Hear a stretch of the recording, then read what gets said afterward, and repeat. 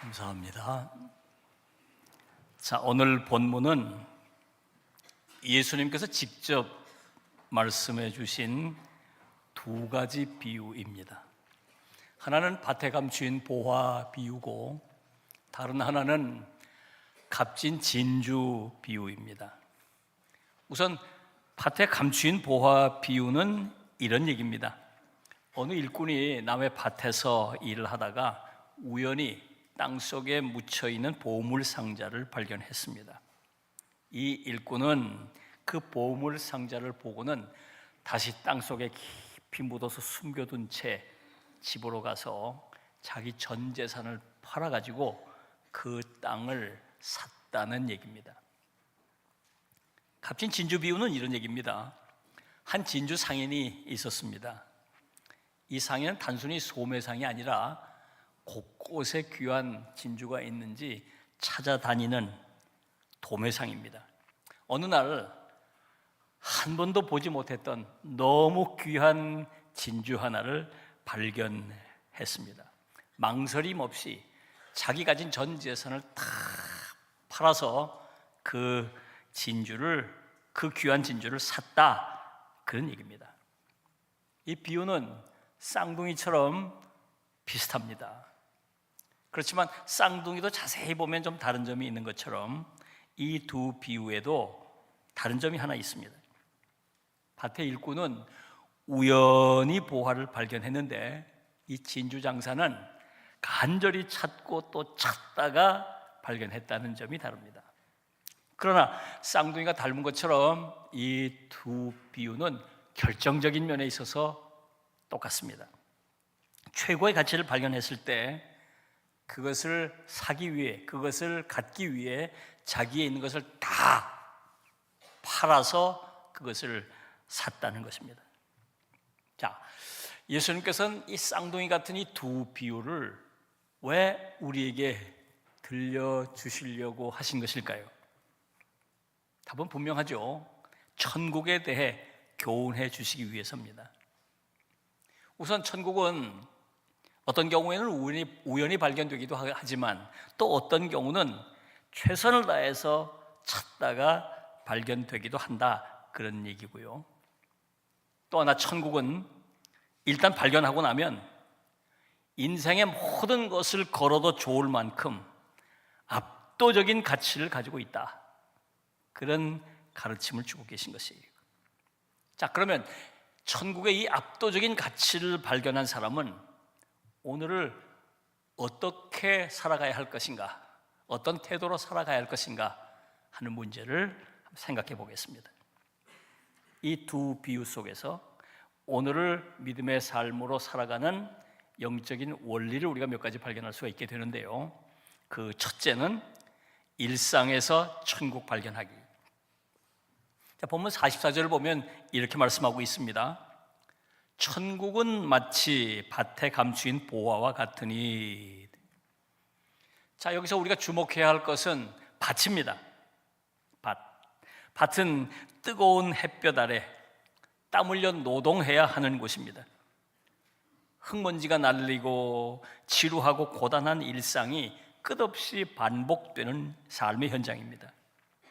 그런데 예수님께서 이 밭에서 보화가 발견됐다고 말씀하고 있습니다. 그런데 이 말씀을 우리는 참 이해하기가 어려워요. 우리의 상황에서는 이런 일이 거의 일어나고 있지 않기 때문입니다. 그러나 예수님 당시에는 종종 이런 일이 일어났어요. 예수님 당시에는 화폐가 발달하지 않았습니다. 또 은행 같은 금융기관이 없었습니다. 치안이 부실해서 강도와 도둑이 흔했습니다. 전쟁이 빈번했고 또 재난도 참 많았습니다. 사람들이 모아놓은 재산을 보관하기가 쉽지 않았어요. 그래서 아무도 몰래 자기 밭에 깊은 곳에 묻어두곤 했습니다.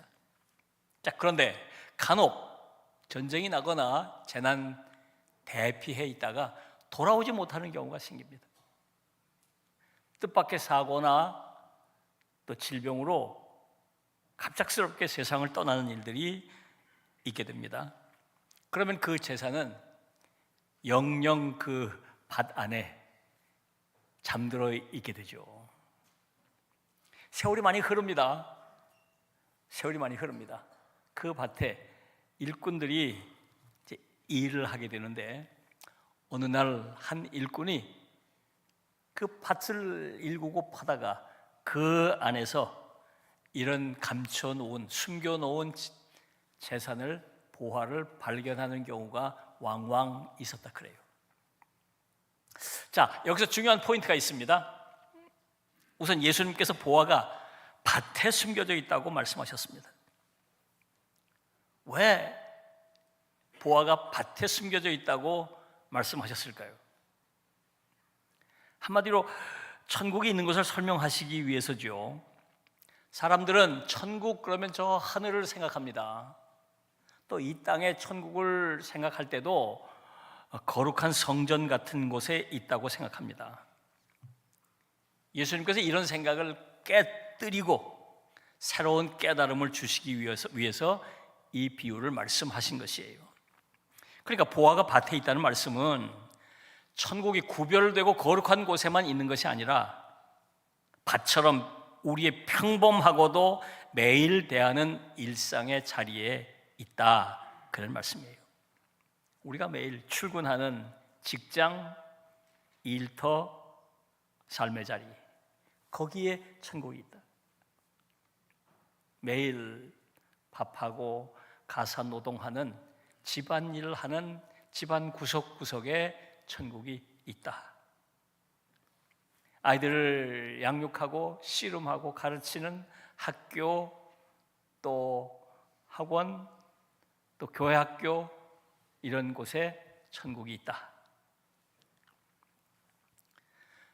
몸져 누워서 병마와 씨름하며 고통하며 아픔과 통증과 싸우면서 울부짖는 그 병상 그 자리에 천국이 있다, 그런 말씀을 하고 있는 거예요. 그런 곳에서도 천국을 발견할 수 있다, 그런 얘기죠. 자, 더 중요한 포인트가 하나 있어요.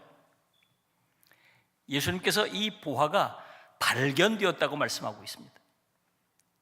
사실 보화가 묻힌 그 밭은 많은 사람이 왕래했어요. 또 많은 일꾼들이 그곳에서 이 일을 이미 해왔습니다. 그런데 누구는 발견하고 누구는 발견하지 못한 것이죠. 그 차이가 어디 있을까요? 성경은 이 차이를 영적인 눈의 문제라고 말씀하고 있습니다. 열왕기하 6장을 보면 이 문제를 보여주는 대표적 사건이 나와요. 아람의 군대가 이스라엘의 엘리사 선지자를 체포하기 위해서 도단성을 에워쌌습니다. 아주 급습을 한 거죠. 도단이라고 하는 마을이 조그만 마을이니까 그 마을을 에워싸고 이제 엘리사를 잡아갈 요량이에요. 아침 일찍 엘리사를 돕는 사환이 이 광경을 보고 너무 놀라고 두려워서 벌벌 떨면서 엘리사 선지자를 찾아와서 이렇게 얘기했습니다. 네 주여, 우리가 어찌하리이까? 선지자님, 큰일 났습니다. 이제 우리 다 죽게 생겼습니다. 뭐 그런 얘기죠. 근데 엘리사는 전혀 두려워하지 않았습니다.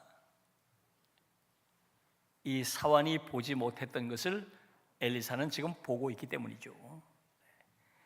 이 아람 군대 뒤에 엘리사를 지키기 위해서 탁 둘러싸고 있는 천군 천사를 엘리사는 보았던 거죠. 열왕기하 6장 17절을 보면 엘리사가 두려워 떨고 있는 사환을 위해서 이렇게 기도합니다. 여호와여, 원하건대 그의 눈을 열어 보게 하옵소서. 하나님께서 이 엘리사의 기도를 들으시고 이 사환의 눈을 열어주셨어요. 영안이 열리자 이 사환이 보지 못하던 것을 보게 된 거죠. 엘리사가 보았던 그 천군 천사를 본 거예요. 그래서 엘리사처럼 두려워 떨지 않고 담대할 수 있었던 거죠. 여러분, 상황이 달라진 건 아무것도 없습니다. 달라진 건 단 하나, 이 사환의 영안이 열렸다는 거죠. 여러분, 우리의 신앙생활도 마찬가지입니다. 똑같이 예배드리고 똑같이 세상을 살아갑니다. 그런데 누구는 그 안에서 하나님의 임재를 보지만 누구는 하나님의 임재를 보지 못합니다. 그저 종교적인 형식, 고단한 일상만을 경험합니다. 그래서 누구는 담대하고 누구는 기쁜데 누구는 힘들고 누구는 두려워하고 누구는 염려하며 살아갑니다. 사랑하는 여러분, 천국의 보화는 우리의 일상 속에 감춰져 있습니다. 영안이 열려 있는 사람은 그것을 보고 기뻐하며 담대히 살아갑니다. 그러나 영안이 닫혀 있는 사람들은 그것을 보지 못하고 염려하고 불안해하며 두려워 떨며 살아갑니다. 그래서 우리가 정말 기도하고 구해야 할 것은 지금보다 훨씬 좋은 환경, 또 지금 가지고 있는 것보다 훨씬 많은 것들을 구할 것이 아니고 뭘 구해야 될까요? 우리의 영안을 열어달라고 기도해야 합니다. 왜? 천국은 이미 우리 안에, 우리 일상 안에, 우리 곁에 감춰져 있기 때문이에요. 사랑하는 여러분, 우리가 영안이 열리면 나를 힘들게 하고 나를 괴롭히던 그 척박한 밭이 나를 춤추게 하는 보화의 땅으로 변할 것입니다. 이 영안이 열리는 기적, 이 발견의 신비가 여러분에게 임하게 되시기를 주님의 이름으로 축원합니다. 자, 두 번째 원리입니다. 가치로 천국 결단하기. 본문 45절을 보면 진주 상인이 등장합니다. 그런데 이 상인은 단순히 물건을 떼다 파는 사람이 아니에요. 뭐가 진짜고 뭐가 가짜인지, 어떤 진주가 상품이고 어떤 진주가 하품인지 정확히 구별해내는 진주 전문가입니다. 이 사람은 이미 많은 진주를 가지고 있습니다. 어느 날 이 모든 것들을 압도하는 극히 값진 진주 하나를 발견합니다. 성경 원어를 보면 이렇게 돼 있어요. 플리티모스라는 말을 쓰고 있어요. 플리티모스. 이 플리티모스라는 말은 값을 매길 수 없을 만큼 귀한 그런 말이에요.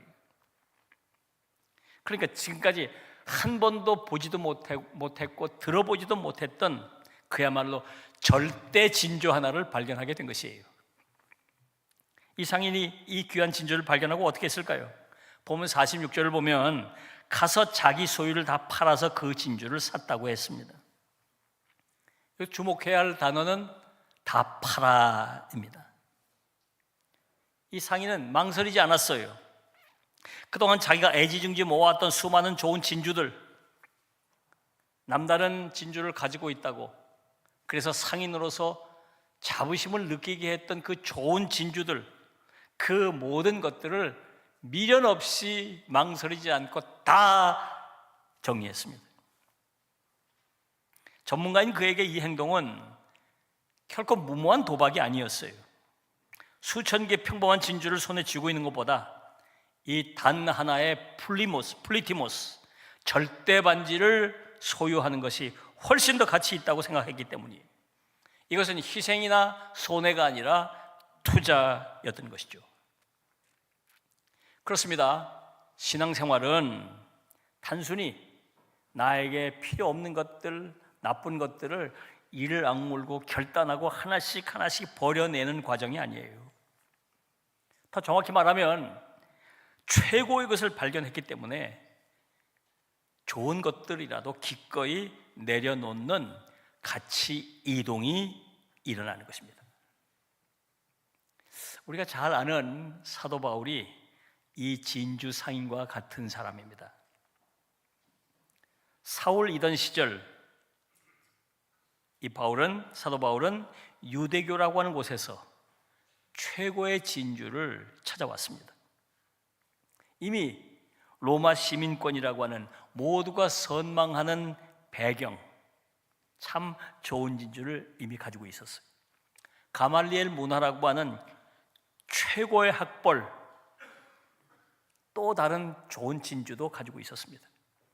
그리고 모두가 칭송하는 종교적인 열심, 참 대단한 사람이다, 대단한 청년이다, 앞으로 유대교를 이끌 참 장래가 촉망되는 사람이다, 이렇게 좋은 명예라고 하는 진주도 가지고 있었어요. 이미 세상이 부러워할 좋은 진주를 손에 가득 쥐고 있었습니다.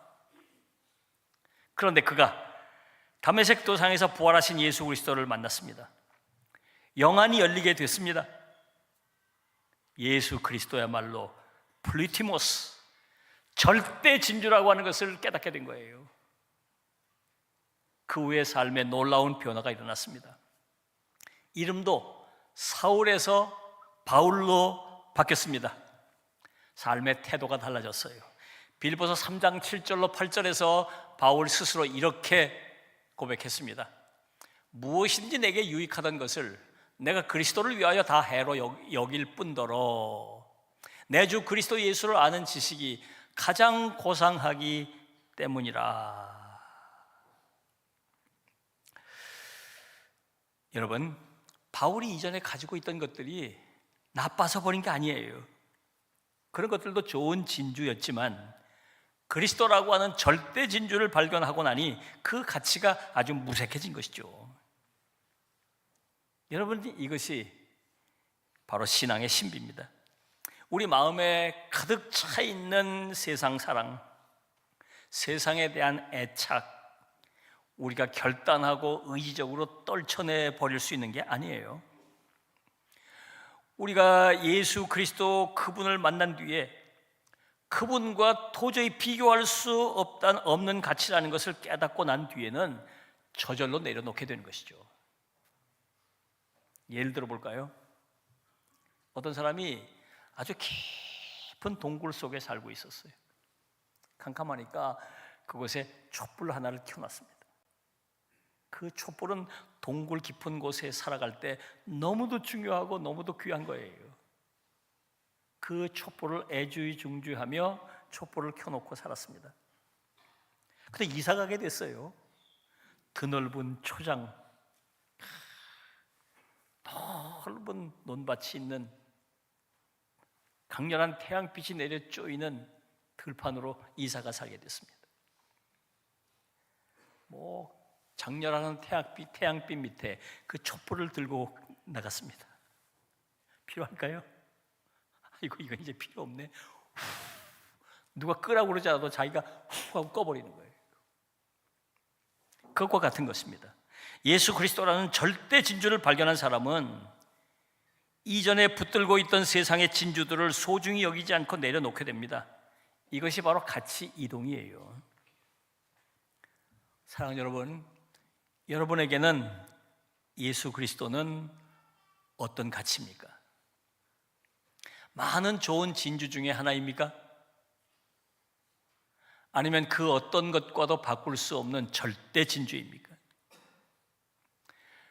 우리의 신앙생활이 자꾸 무기력하고 신앙생활이 기쁘지 않고 신앙생활 하면서도 여전히 갈등이 많고 여전히 신앙생활이 힘든 이유가 무엇일까요?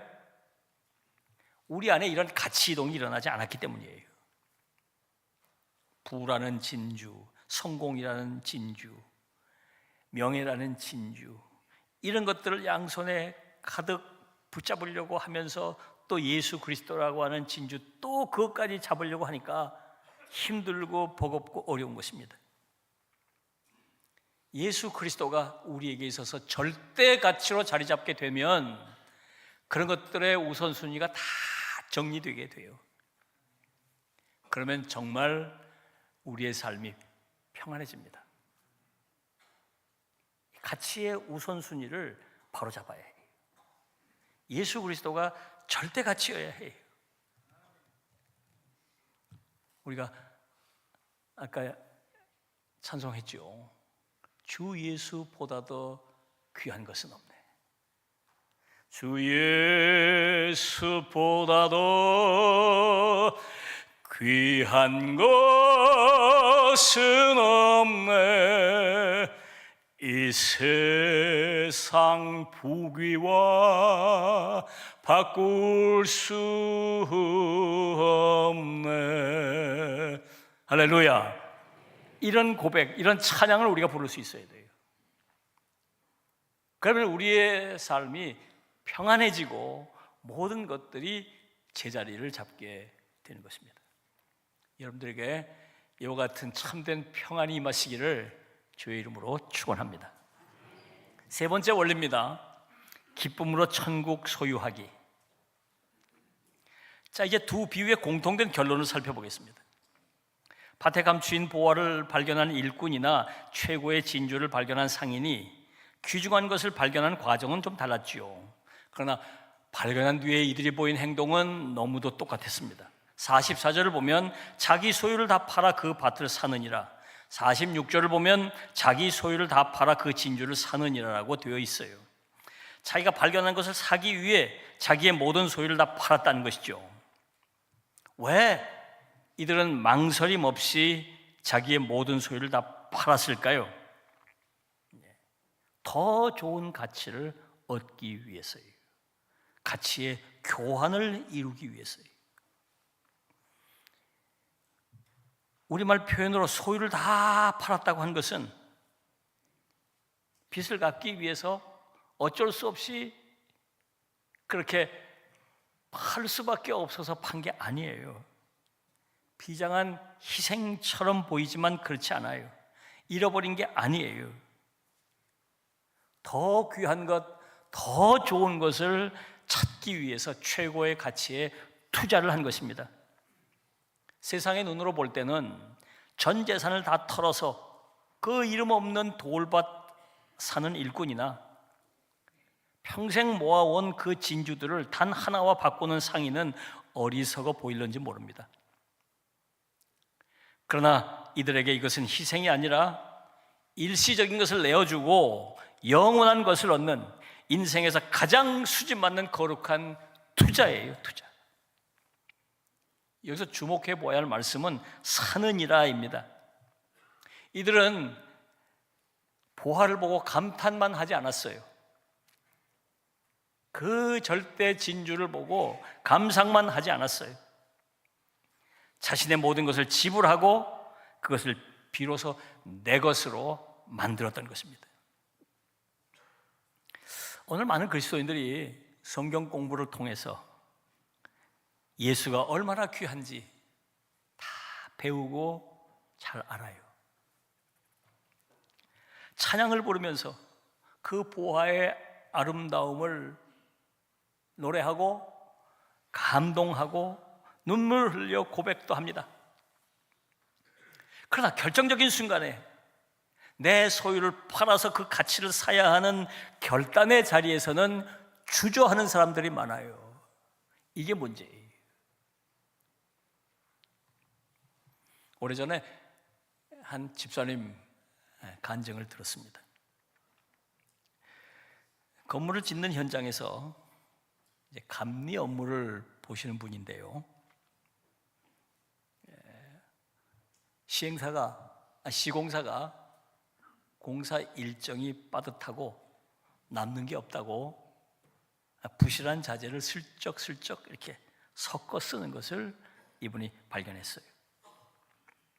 그 문제를 지적하자 돈 봉투를 들고 공사 현장 감독이 찾아와서 책임자가 찾아와서 좀 잘 봐달라고, 그리고 자기네 감리회사 간부한테도 다 선물을 돌려가면서 이야기를 하고 그 입을 막으려고 뭐 감리 비용을 더 주겠다 이런저런 제안을 했다는 거예요. 근데 하나님 앞에 기도를 하는데 계속 걸리더래요. 기도하면서 마음에 그런 음성이 들려오는 것을 들었다는 겁니다. 내 아들아, 너는 정직이라는 나의 나라를 선택하겠느냐? 아니면 눈앞에 안락함이라는 진주를 선택하겠느냐? 그 말씀을 듣고 주저할 수가 없었죠. 단호하게 문제 제기를 했고 원칙을 고수했고 도장을 찍지 않았습니다. 당장 윗선에서 호출을 해가지고 가서 야단 맞았고 주변 동료들로부터는 너만 깨끗하냐고 조롱과 비아냥을 들어야 했습니다. 세상의 눈으로 보면 어리석은 손해를 본 바보처럼 보였습니다. 여러분, 이 집사님이 잃은 게 무엇이고 얻은 게 무엇일까요? 승진이라고 하는, 또 인센티브라고 하는 이 자잘한 진주를 내려놓은 것입니다. 포기한 것입니다. 대신 하나님 앞에서의 떳떳함, 믿음으로 하나님께서 내 인생을 책임질 것이라고 하는 그런 고백, 결단, 다시 말해서 천국을 얻은 것입니다. 사랑하는 여러분, 남들은 수단과 방법을 가리지 않고 이익이라는 진주를 모을 때 우리는 정직이라는 보화를 사기 위해 손해를 감수해야 합니다. 남들은 자존심이라는 진주를 지키려고 상처를 주고받을 때 우리는 용서라는 보화를 사기 위해 내 혈기와 자존심을 미련 없이 내려놓아야 합니다. 남들은 자녀 성적이라는 진주를 얻으려고 예배를 뒷전으로 미룰 때 우리는 신앙 전수라는 보화를 사기 위해 예배를 우선하는 결단을 내려야 합니다. 세상은 우리를 향해서 왜 그렇게 바보같이 사느냐고 묻겠지만 우리는 담대하게 대답할 수 있어야 합니다. 이것은 손해가 아니라 내 인생에서 가장 수지 맞는 거룩한 투자입니다. 나는 오늘 영원한 것을 얻기 위해 영원하지 않은 것을 지불했을 뿐입니다. 사랑하는 여러분, 천국은 먼 미래의 약속이 아니라 우리가 땀 흘리는 오늘이라는 밭 속에 이미 와 있는 현재의 사건이에요. 다만 그 천국은 영적인 눈을 가진 사람들에게만 발견되는 신비입니다. 세상에 이런저런 진주들을 팔아서 절대 진주를 사는 것은 결코 손해가 아닙니다. 오히려 일시적인 것을 내어주고 영원한 것을 취하는 지혜롭고 수지 맞는 거룩한 투자예요. 이 시간 여러분들에게 영안이 열리길 바랍니다. 예수가 우리에게 절대 진주라는 사실, 절대 가치라는 사실을 새롭게 깨닫게 되실 수 있길 바랍니다. 그리고 그 예수를 얻기 위하여 자잘한 많은 진주들을, 내가 소중하게 여겼던 것들을 내려놓는 결단이 여러분에게 있게 되시길 바랍니다. 그러면서 천국을 누리는 기쁨과 감격의 삶을 살아가시기를 주님의 이름으로 축원합니다. 기도하겠습니다. 주신 말씀을 생각하면서 하나님 앞에 다짐과 결단의 기도를 드리겠어요. 다 같이 기도하겠습니다.